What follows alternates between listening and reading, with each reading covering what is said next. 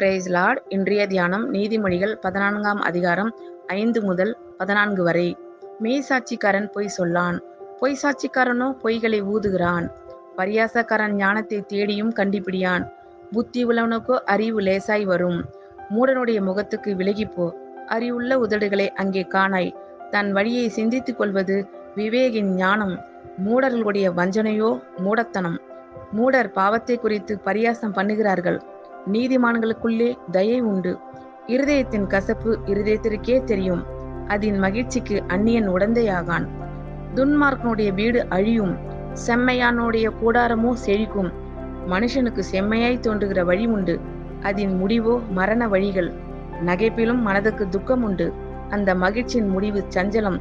பின்வாங்கும் இருதயம் உள்ளவன் தன் வழிகளிலேயும், நல்ல மனுஷனோ தன்னிலே தானும் திருப்தி அடைவான். ஆமேன். கர்த்தர் உங்கள் அனைவரையும் ஆசீர்வதிப்பாராக. God bless you all.